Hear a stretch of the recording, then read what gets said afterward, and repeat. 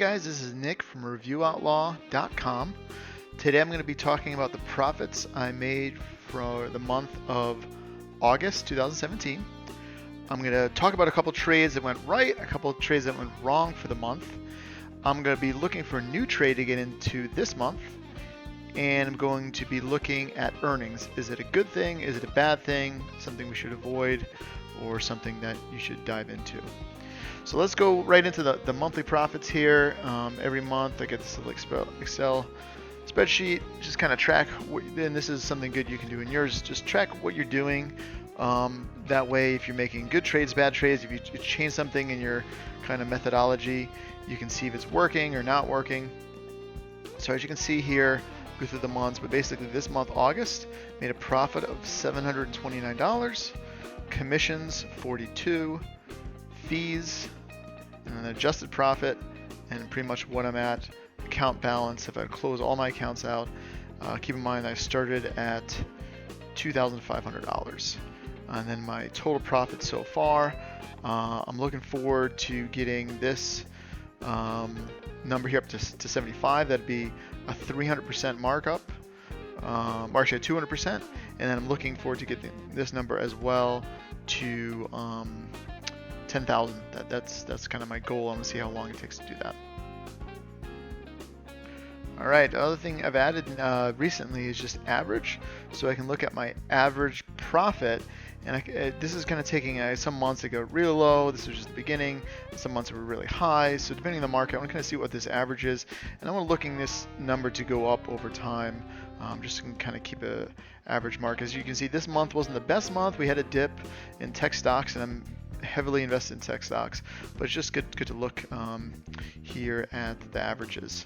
So let's get into some trades that I did last month, some ones that went good, and most of them did go good. Nvidia was good. The average time I'm in these trades is about 25 days, 20 to 25 days. Did some Google, as you can see, very heavy in the tech field. I do also do some SPY. Tesla's a company I like. Basically, companies that I like. Right now, one company that is going against me would be Disney, and I can go look at my positions here, and I can see that it's right on. It says in the money. It's right on the borderline right now, a couple of dollars short, and so that's one position that's gone against me last month. I ended up rolling it actually, just to give myself some more time. All right, let's look for a new trade. So let's say you're on the platform here, or you're just looking for trade. You don't know what to invest in. You just kind of don't know. One thing I'd go with is companies that you know and like. Apple, Adobe, Amazon, things like that you know and enjoy, you know a little bit about. That's what I'd suggest. The second thing you want to look for is you want to go to your watch list here, go to IV rank, hit. You can just hit Tasty Trade stocks, but you want to organize by most expensive. The higher the IV rank, the higher the volatility, and you're going to get paid a little more premium for that. So you can see Google up here is very high for the time. Now, it can shoot up to almost 100, basically 100%, so it's not the highest it's been, but it's higher out of these other stocks. So you highlight that, and I click trade. I already have a position in here. But if I were going to get into a new position, I'd probably look at the 60-day mark. You want to go as close to 45 days as you can get. So I'd go down here to deltas, go to about 30 delta, sell this guy right here, and then buy. So basically, it tells you all your information down at the bottom here. Max loss potential is $370. Max profit.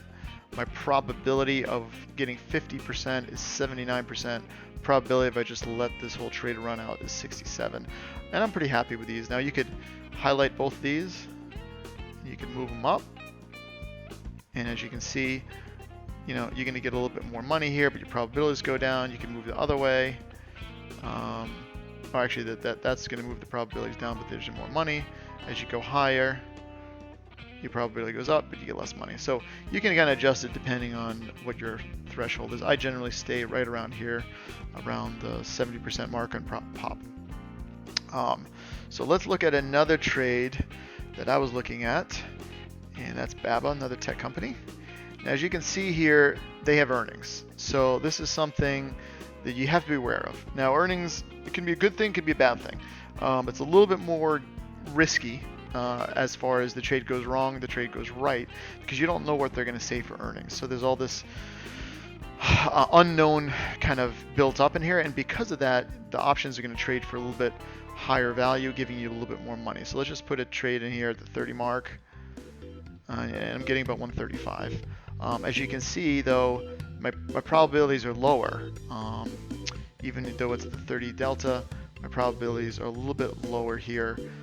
So if I was going to go in this trade, I'd probably move them up a little bit. Because when you have that earnings release, you're going to have a swing in the price, right? So you kind of have to be prepared for that. As far as do I do earnings trades, it really depends on the stock. You know, if there's nothing else going on and really there's all the stocks are going through earnings, yeah, I'm going to put an earnings trade in. I'm going to be aware of that, and I'm probably just going to move that, as I just explained, out a little further. Maybe make a little bit less money because I know that stock's going to move either higher, up, or down. And I'd rather just kind of make a little bit less profit, be aware of that move.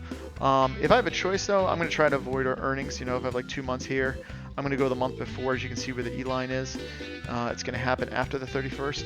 So I'm going to try to go before, and I'll try to go for the different stocks that don't have earnings first, and then I'll see what's left and that have earnings. So it really depends on your personal risk level, is kind of what I'm trying to say. So if you want a quick action, you want to try to get some quick money, that's your kind of personality, you like the thrill, if it were, then I would go for the earnings trade. And it's good to do a couple, just have under your belt. Me personally, I'd rather just have that income coming in and not really worry about a bunch of earnings trades. So I'd be aware if you have too many earnings trades on, it could be a bad thing. All right, guys, hopefully this was informative. If you liked the video, please give me a thumbs up. If you guys have any questions at all, feel free to leave in the comments. Thanks. Hey guys, thanks for watching my video. If you have time, please subscribe to my channel, click here to watch more videos,